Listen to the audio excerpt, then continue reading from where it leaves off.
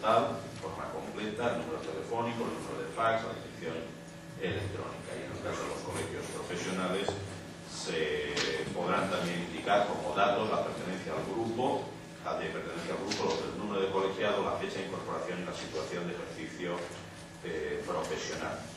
Como comentaba Lluís Llalló, en el cómputo de los días relativos a plazos establecidos en la ley y en particular los 30 días que se conceden a todo ciudadano para expresar su oposición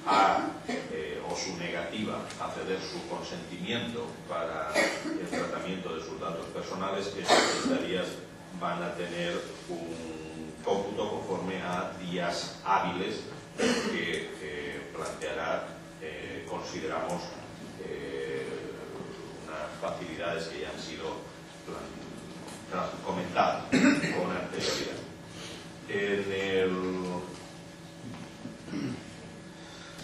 Obviamente el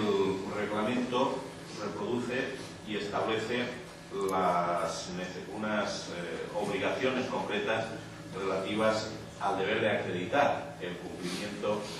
de las notificaciones o de acreditar el cumplimiento de la verificación, de la comunicación relativa al consentimiento tácito, y esa obligación se concreta en la de conservar el soporte a través de forma física, como se comentaba anteriormente. La posibilidad de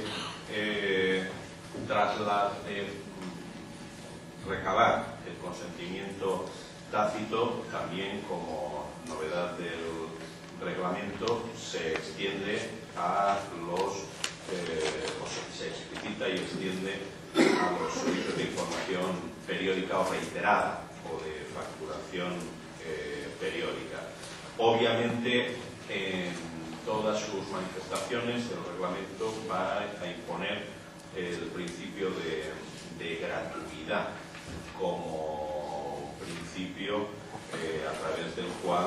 los ciudadanos, los usuarios puedan formular su derecho a negar el consentimiento o el derecho, en su caso, de oposición. En todo caso, como ya se ha comentado con anterioridad, el reglamento explicita, entre otros, como medios para manifestar la negativa al tratamiento de los datos, entre otros, ya solo de forma excluyente, el envío prefranqueado, el número de teléfono gratuito o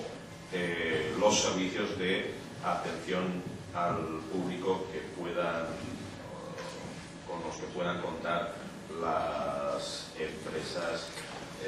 vinculadas. Sí que establece algunas reglas adicionales, como la de que el responsable del tratamiento no pueda reiterar su solicitud al interesado para el tratamiento de sus datos en el plazo de un año a contar desde la fecha de la anterior solicitud.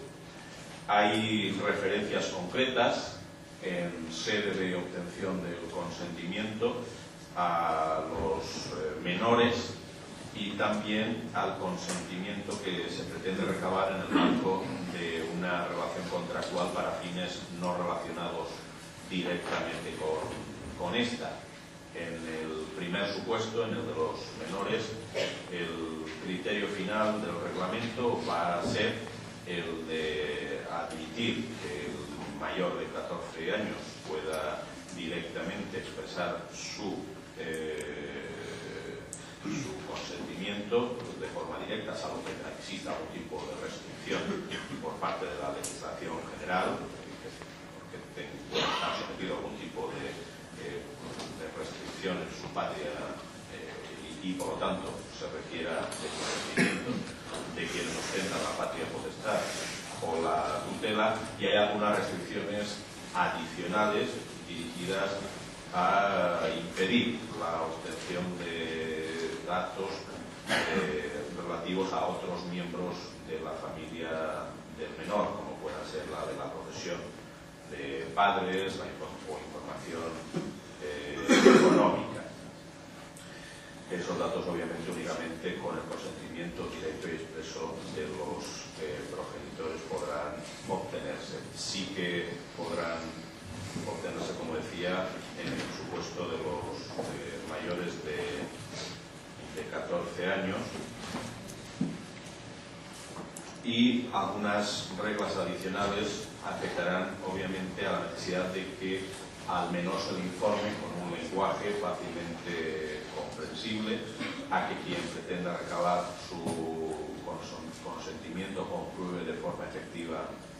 su edad y en su caso la autenticidad del consentimiento prestado por sus padres o tutores o representantes legales. Como decía, en el caso de que hay otra específica referencia al supuesto de la solicitud de consentimiento en el marco de una relación contractual para fines no relacionados directamente con dicha relación contractual, en cuyo caso el reglamento proscribe prácticas pasadas e impone la necesidad de que cuando se suscriba esa relación contractual no se determine el consentimiento para esas finalidades, sino que pueda existir una casilla claramente visible y no previamente marcada para prestar ese consentimiento tácito. La posibilidad de revocar el consentimiento, obviamente, de nuevo, deberá garantizarse a través de medio sencillo, gratuito y que no implique ingreso adicional alguno. Expresamente se contempla de nuevo medios y mecanismos como el del envío prefranqueado, el del número telefónico gratuito y se excluyen otras prácticas como la de cartas certificadas, etc. Y otros medios requisitos adicionales de carácter formal, como pudieran ser la exigencia de fotocopias de DNI u otros requisitos adicionales. Obviamente, en materia de información previa requerida, exigible en la fase de recogida o de obtención del consentimiento, hay una explicitación de ese deber de informar al interesado del origen de los datos, de la identidad del responsable y de los derechos que le son propios, y también hay una obligación de informar sobre, como se decía, de cuáles son las finalidades para las que se recaba esa información, determinadas, explícitas y legítimas, como se decía, y además sobre sectores específicos y concretos de actividad. Todo esto, como ustedes saben bien, en cualquier caso, no son novedades en la realidad de las cosas, es doctrina consolidada de la agencia, que en esta fase y momento fundamentalmente lo que hace es ver la luz en una norma de alcance general que tiene, por lo tanto, vocación de trasladar y de garantizar mayor seguridad jurídica al conjunto de la sociedad y en particular a este sector. Una de las novedades singulares del reglamento, obviamente, es el de incorporar como fenómeno el del tratamiento de los datos específicamente vinculado a la realización de campañas publicitarias y en particular cuando existe una entidad que contrata con terceros la realización de una determinada campaña publicitaria de sus propios productos. Hay unas reglas específicas de distribución de la responsabilidad en el tratamiento de los datos, de forma que se establece que en estos supuestos, cuando se dicen los parámetros identificativos de los destinatarios de esa campaña, lo fije la entidad que contrata la campaña, la responsabilidad por el tratamiento de los datos es suya. Cuando esos parámetros identificativos de los destinatarios los fija la entidad contratada, la responsabilidad es de esta y sin que ambas entidades la responsabilidad es común. El reglamento define como parámetro identificativo de los destinatarios las variables utilizadas para identificar el público objetivo destinatario de una campaña o promoción comercial de productos o servicios que permitan acotar los destinatarios individuales de la misma. Además, en este ámbito hay una obligación específicamente impuesta a quien encarga la realización de la campaña publicitaria dirigida a adoptar las medidas necesarias para asegurarse de que la entidad contratada ha recabado los datos cumpliendo las exigencias de la normativa de protección de datos. Lo que la agencia también es consciente de que necesitará un cierto recorrido aplicativo para dejar más claro, si cabe, el alcance de estas disposiciones. En concreto, se define también como cesión o comunicación de datos el supuesto del intercambio de bases de datos, y la última de las grandes novedades del reglamento, como también se ha comentado, afecta a la creación de las listas Robinson, de los ficheros de exclusión, de tal forma que en este ámbito, por un lado, se establece la responsabilidad, se responsabiliza a los responsables a los que el afectado haya manifestado su negativa a recibir publicidad para que adopten las medidas necesarias para evitar el envío de esa publicidad. Se prevé que se puedan conservar los mínimos datos imprescindibles para identificar a este afectado. Se contempla, como se ha dicho, la creación de los ficheros comunes de exclusión del envío de comunicaciones comerciales, tanto con carácter general como con carácter sectorial. Se establece el derecho de quienes ponen de manifiesto dicha intención a ser informados de la existencia de estos ficheros comunes. Se impone la obligación a quienes pretendan efectuar un tratamiento relacionado con estas actividades de consultar los ficheros comunes que pudieran afectar a esta situación. Estas son también, en un recorrido rápido de las previsiones del futuro reglamento, las novedades que va a establecer el reglamento y que, por lo tanto, como ustedes saben también, no afectan al otro ámbito de la publicidad comercial que se tiene su cobertura en la Ley de Servicios de la Sociedad de la Información, que tiene sus otras previsiones y que en este ámbito, en esta sede, en este momento, no se han visto afectados. Supongo que habré dejado aspectos concretos, puntuales, no creo que menores, sin referirme a ellos. En cualquier caso, sí que a partir de aquí quedo a su disposición. Las novedades del reglamento. Antes de empezar el turno de preguntas y para abrir el fuego, yo quería hacer algunos comentarios. Nuestra opinión como representantes de GECEM es que el reglamento ha entrado en una casuística muy detallada, en algunos casos introduciendo novedades o figuras jurídicas nuevas, precisando con mayor detalle muchas situaciones. Tenemos una honda preocupación, lo tenemos que decir aquí, porque seguramente en algunos casos lo que se hace es restringir en lugar de abrir. Y concretamente con respecto a me he entretenido a contarlo, las 21 solicitudes que habíamos formulado, pues se han recogido 7 y 14 se han denegado, y no son las menores, ¿no? Es decir, es posible, porque una norma después tiene su interpretación, que la agencia en la práctica valie esta percepción que nosotros podemos ver ahí de una exigencia muchísimo más formal de cumplimiento de algunas previsiones. Pero tenemos una honda preocupación, y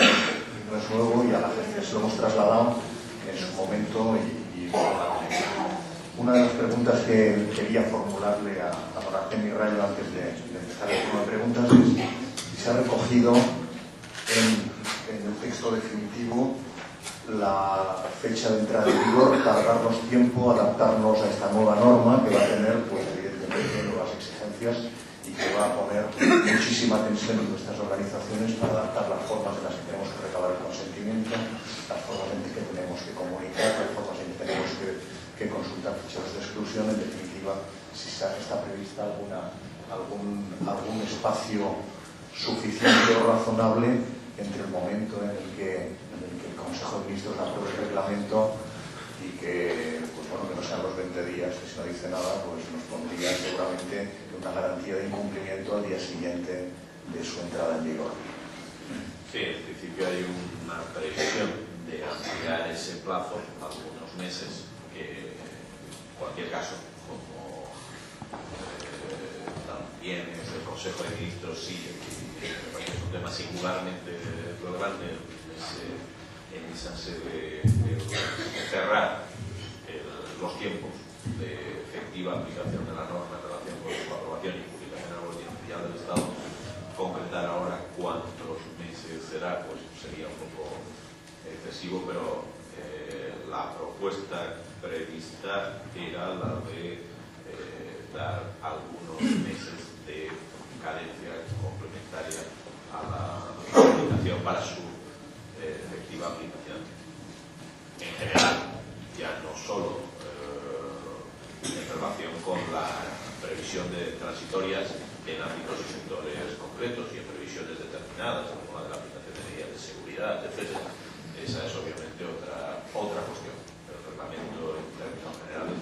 entrará en vigor algunos meses después de su publicación en el Boletín Oficial del Estado, pero tampoco muchos meses después, algunos meses después. Pueden ser 2, pueden ser 3, no creo que sean más. Vamos a iniciar un turno de preguntas.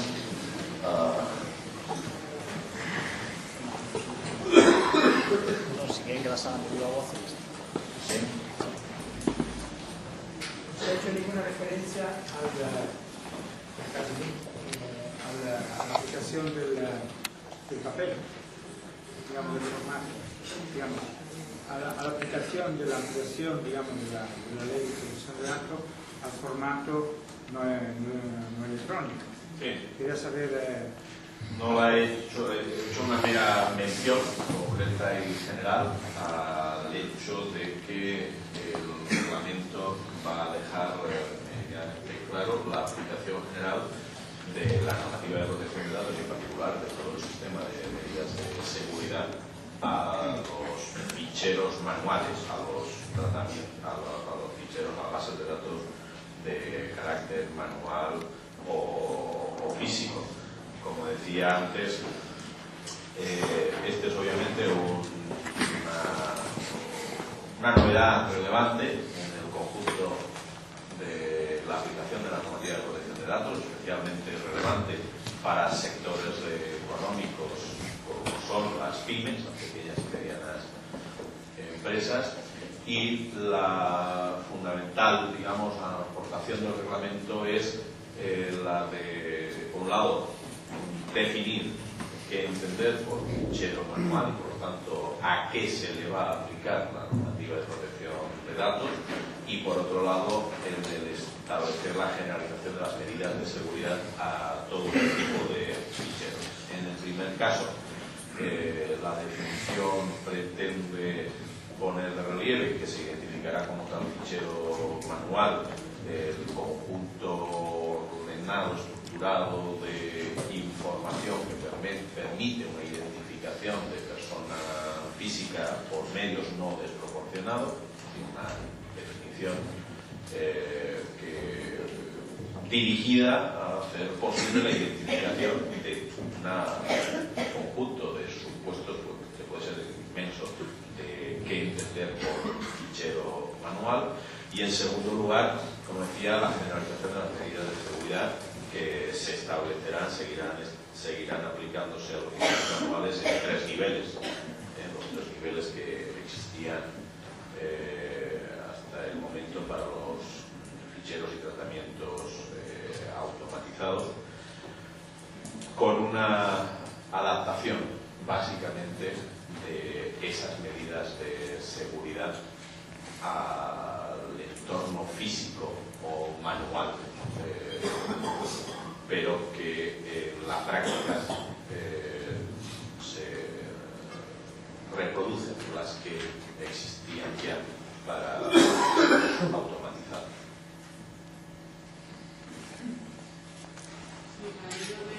La pregunta, quería saber si en una imprenta que tiene un contrato de outsourcing, que se le ha encargado un contrato de outsourcing para la impresión de una serie de documentos, esos documentos se imprimen con una información que parte de un fichero automatizado, pero cuando están impresos, esa información, esos datos de carácter personal están en papel. ¿Eso se consideraría un fichero? ¿Puede repetir el caso, por favor? Sí, es una imprenta que le han encargado una campaña publicitaria, por ejemplo, ¿no? Esa imprenta imprime los datos partiendo de un fichero automatizado. Pero cuando está haciendo ese trabajo, al final tiene unos impresos con esos datos de carácter personal impresos en papel. ¿Eso se consideraría un fichero manual y por lo tanto son de aplicación las medidas específicas para ficheros no automatizados durante el tiempo en que esos impresos estén en esa empresa hasta que son entregados? Yo, sobre caso concreto, supuesto determinado, me lo permitiría no pronunciarme. Entiendo que puede ser de interés por parte de todos ustedes plantear preguntas concretas y determinadas, pero ese tipo de preguntas yo invito a que se formulen ante la agencia, de forma que, como compete y viendo los distintos matices que tiene toda decisión, se les pueda informar con todo rigor y precisión sobre la aplicación de la normativa a ese tipo de casos. Pero preferiría una intervención que tiene una vocación de aproximación general a la aplicación a las novedades de la normativa de protección del reglamento REUI, pronunciarme sobre casos concretos. Otra pregunta más. El fichero de exclusión, ¿quién va a llevar la gestión del fichero de exclusión? ¿La Agencia de Protección de Datos o quién va a proporcionar esos ficheros? Bueno, en principio está prevista la creación y no hay previsión adicional que a mí me conste en el reglamento. Por lo tanto, no creo que el modelo existente de ficheros, de creación de esos ficheros, tenga por qué cambiar. No está dentro de las previsiones de la agencia sostener un fichero de esa naturaleza. Sí, yo quería hacer... ¿Se puede identificar antes de...? Sí, Javier Piedrahita de un portal de publicidad de marketing, que es marketingdirecto.com. Antes Elena Gómez, la presidenta de FFC, me ha hablado de que en España es más fácil atropellar, o es más barato atropellar a alguien que mandar un mailing y posiblemente recibir una multa que llega a los 300.000 euros. Pues a mí me gustaría preguntar un poco, y ella también nos dijo algo que ahora no ha dicho a la prensa en una reunión que hubo en Barcelona en septiembre, y es que en España las multas, aparte de ser las más altas, también la recaudación que parece que llevamos este año supera ya a todos los países de Europa en cuanto a recaudación por multas, por infracciones de las que estamos aquí hablando. Entonces ahí sí me gustaría que usted un poco hiciese hincapié, eso es la primera cosa. El segundo punto, el tema de que, claro, ante la complejidad que estamos viendo aquí, para usted quizás no, que usted la conoce, es lógico, pero para muchas pymes que a lo mejor ni siquiera están aquí sentadas, el tener que tener un abogado o consultar con un abogado para hacer publicidad directa, marketing directo al fin y al cabo, o mailings, o emailings, o teléfono, marketing móvil, es complejo, es problemático. Es decir, que ahí sí es verdad que la industria se va a ver, o se está viendo ya limitada. No sé lo que, si ustedes esto lo ven, o si se puede ahí ser más flexibles quizás a la hora de aplicar porque mucha gente no puede permitir su abogado para hacer publicidad en un país y en una economía que todos sabemos con la competitividad que hay, que la publicidad es necesaria. Y el tercer punto ya, y acabo ya, en tiempos en los que en la web 2.0, en los que el consumidor deja sus datos por todas partes, y encima lo hace con gusto, va a Flickr, va a MySpace, va a no sé cuántos sitios y deja sus datos, sus gustos musicales, es decir, realmente hablar todavía de protección de datos, cámaras instaladas en todos los sitios para que ojalá se pillen a gente como el otro día, ¿no? Creo que fue el domingo en Vallecas, donde entran en Ikea o unos gamberros que destrozan 100 coches. Pues bueno, quizás esas cámaras que se están poniendo y que van totalmente en contra de la protección de datos, se supone, pero ayudan a lo mejor a que estas cosas, o al menos que se descojan. Entonces, en tiempos en los que el consumidor realmente deja sus datos, aquí hablar de todo esto, ¿a usted no le parece un poco fuera de, no sé, fuera de la era que vivimos? Es un poco algo que digo por el sector, claro. Bueno, la verdad que muy sugerente sus preguntas, especialmente la última, porque yo no sé muy bien qué es lo que es fuera de la realidad, ¿no? Es decir, no sé muy bien dónde está la realidad dentro o fuera. A lo mejor parece que la Arcadia feliz, es decir, el entorno en el que todos nos gustaría movernos y nos parecería normal y simpático y lógico, porque como ya nos da todo igual, pues es perfectamente válido que así sea, pues es el de aquel en el que de repente aparece, se tiene que ir el presidente de un gobierno, de una nación, corriendo al Parlamento a pedir perdón porque resulta que iban dos señores con un maletín y con dos CDs donde están acumulados los datos bancarios de 25 millones de personas de su país y que de repente se ha perdido. Es decir, no se sabe dónde está. Y a punto está ese presidente de gobierno de irse a casa porque de repente pasa eso. O nos gustaría mucho más saber que nuestros datos personales, mejor dicho, nuestros datos bancarios con las contraseñas de acceso a nuestras cuentas corrientes, las están ofreciendo en las webs de ese país a €1,50, a euro el dato de la tarjeta de crédito y a medio euro la contraseña. Es decir, esto está en subasta pública ofertada en internet en este momento en webs de ese mismo país.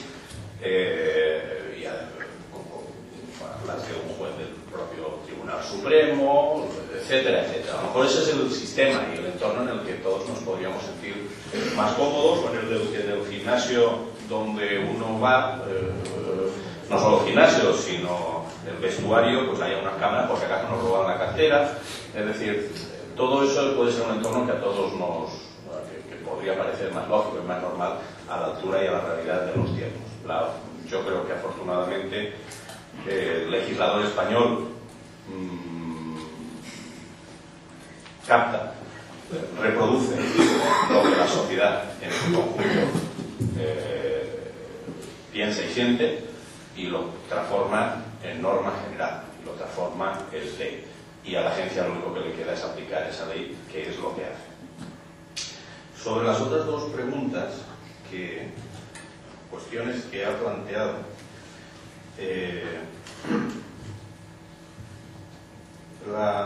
obviamente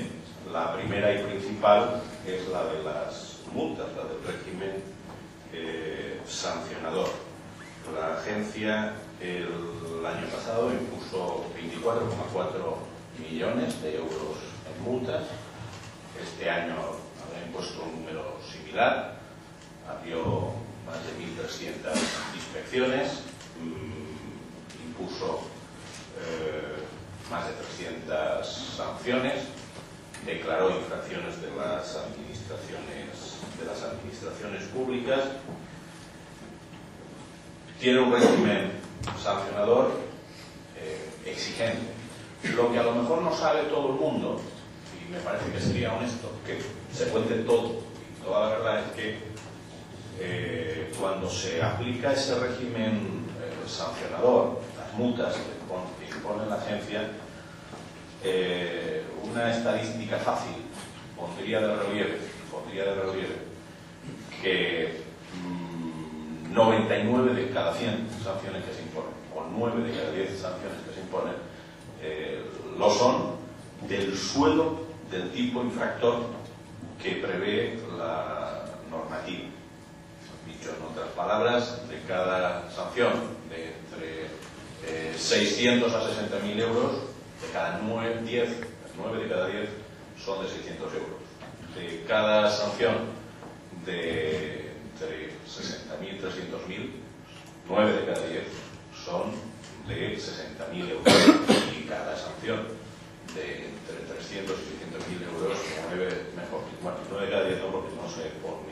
no hay una proporción que creo que actualmente sea tan extensa. Siempre son, prácticamente son, en términos generales, aplicando el suelo de esa sanción. No solo eso, sino que además hay una previsión en la legislación vigente que establece la posibilidad, por dos causas, dos motivos exclusivamente, de reducir el grado de la sanción. Lo que ustedes también conocen bien y saben lo relevante y excepcional que es. No hay ámbito o sector similar en el que se aplique una disposición, se prevea legalmente una disposición de ese tipo, y además hay una expresa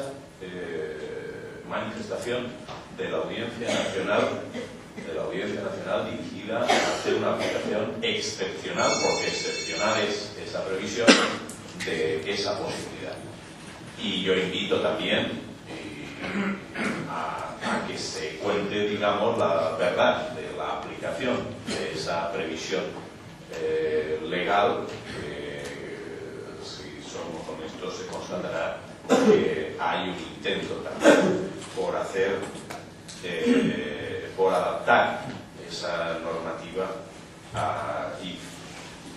explotar las distintas posibilidades que la ley tiene para hacer una aplicación acorde con lo que la agencia considera que es el sentir real en el marco de... Queríamos saber, en el nuevo reglamento sigue en pie de alguna forma el hecho de que las tarjetas de visitas sigan no siendo demostración de un consentimiento por parte de la persona con la ley, por el lógico hecho de que la tarjeta no tiene por qué ser algo que se entregue, sino que se puede recoger. Es decir, la tarjeta de visita sigue siendo, no, o sea, sigue sin permitirnos el hecho de poder contactar con esta persona. El reglamento no dice nada de tarjetas de visita. Lo que sí que hay es una relativamente reciente sentencia de la Audiencia Nacional que interpretó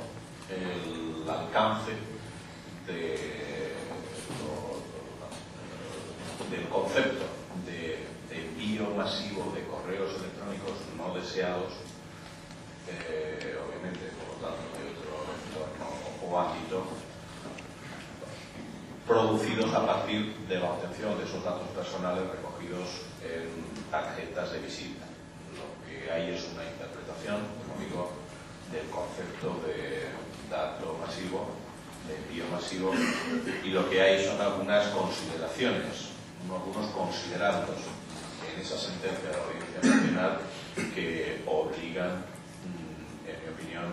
a hacer una reflexión derivada de esos considerandos sobre el alcance de la entrega de una tarjeta de visita, es decir, de una información personal y del alcance y afectación que puede tener al ámbito del otorgamiento del consentimiento. Vamos a ir a la última pregunta.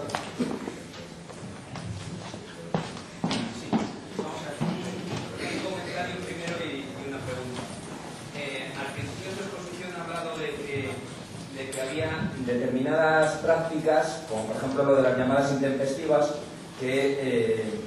suponía un claro abuso respecto al consumidor.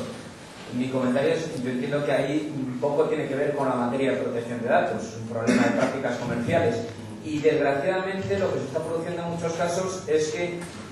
a lo mejor por el defecto de otras normas de protección al consumidor, lo que se está haciendo es abusar de la normativa de protección de datos para sancionar por otras cosas que no tienen nada que ver con el tema de la protección de datos, o por lo menos el consumidor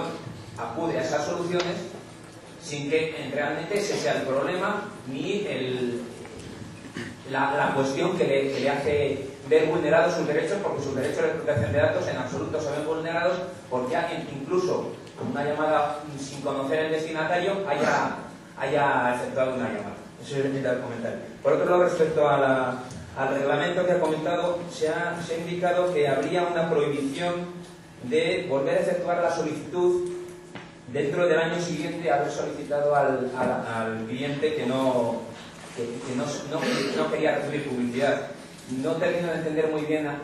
qué plazo o cómo se mide ese plazo. Vamos a ver, si yo le estoy haciendo una emisión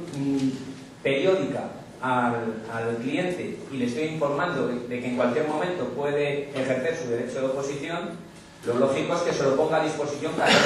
que me ponga en contacto con él. O se refiere a aquellos que no han o que han manifestado su deseo de no recibir publicidad, que tengan que esperar un año antes de volver a solicitarle si quiere cambiar de opinión.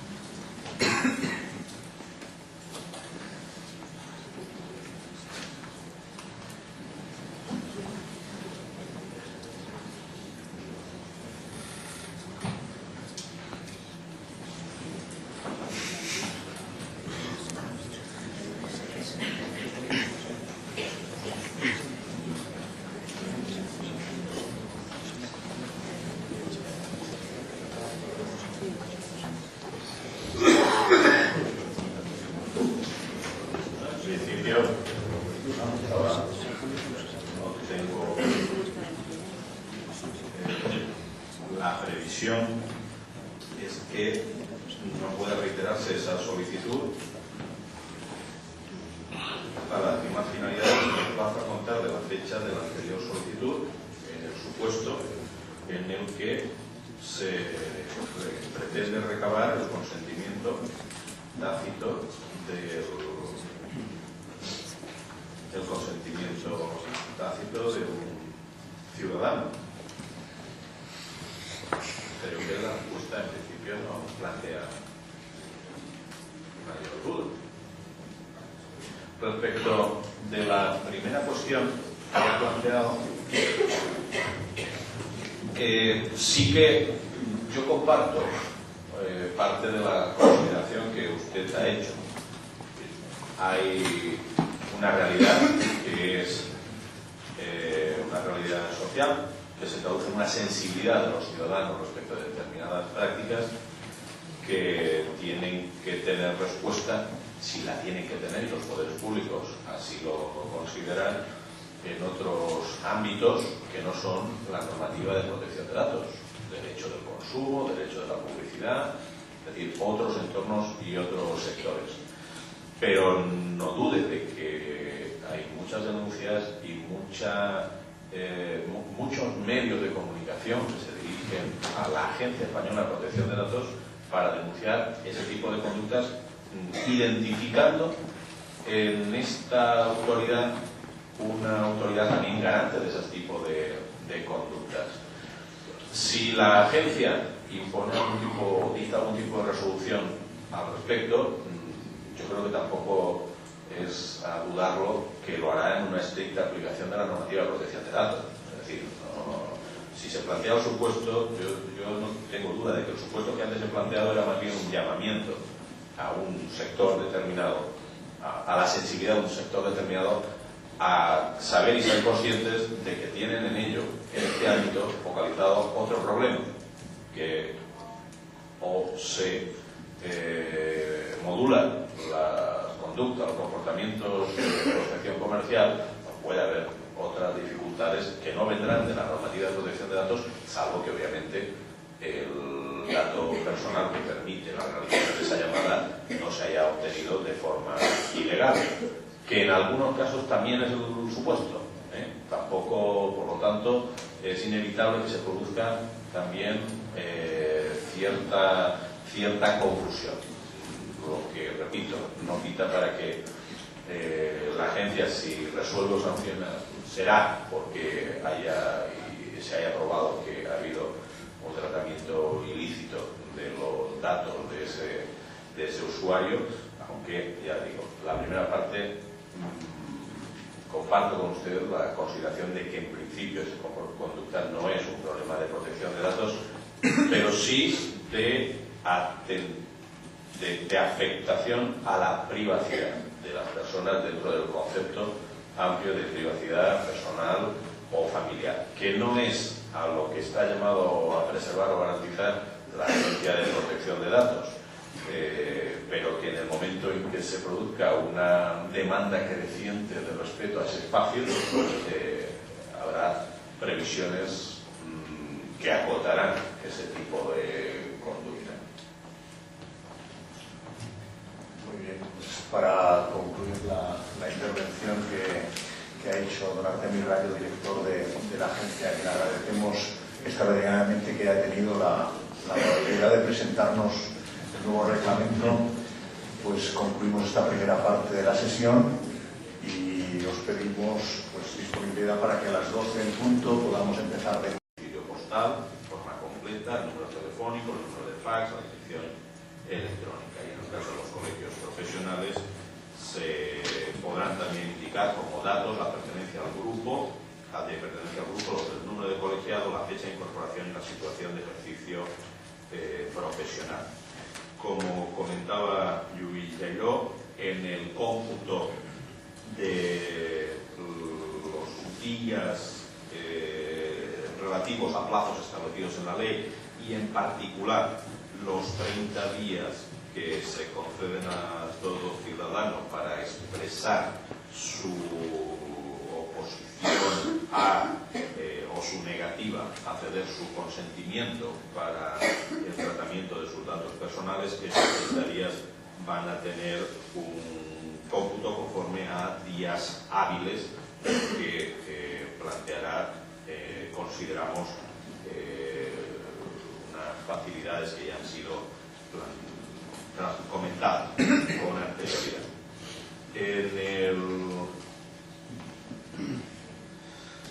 Obviamente,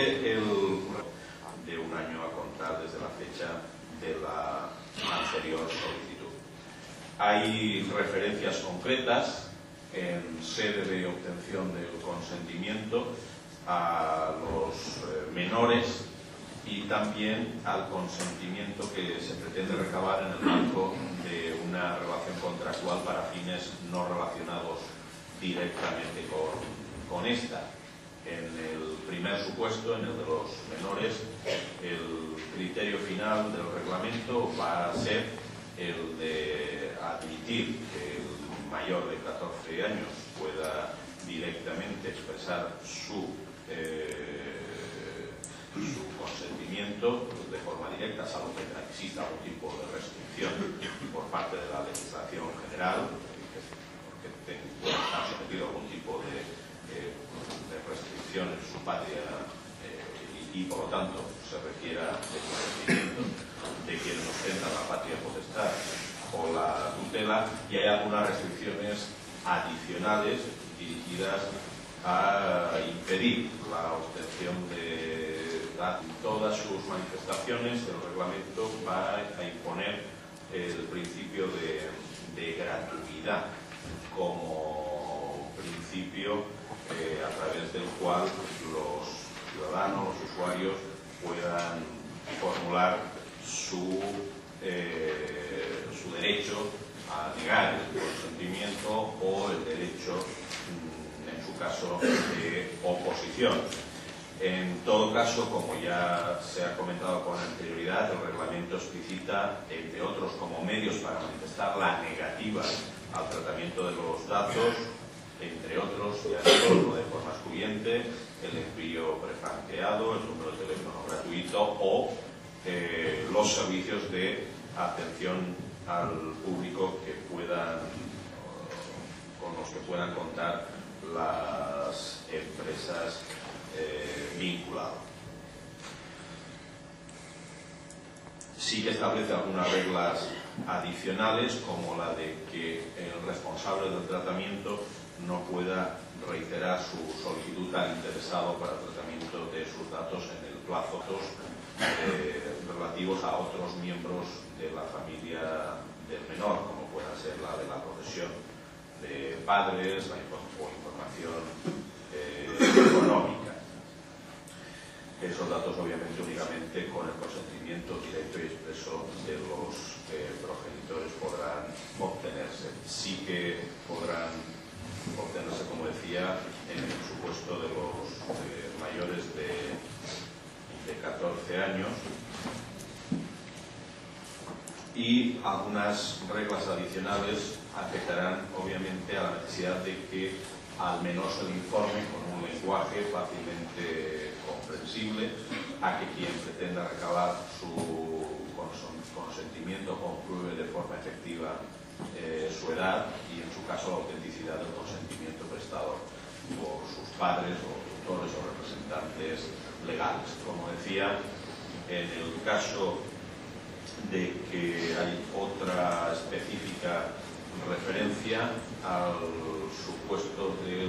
la solicitud de consentimiento en el marco de una relación contractual, el reglamento reproduce y establece unas obligaciones concretas relativas al deber de acreditar el cumplimiento de las notificaciones o de acreditar el cumplimiento de la verificación, de la comunicación relativa al consentimiento tácito, y esa obligación se concreta en la de conservar el soporte a través de forma física, como se comentaba anteriormente.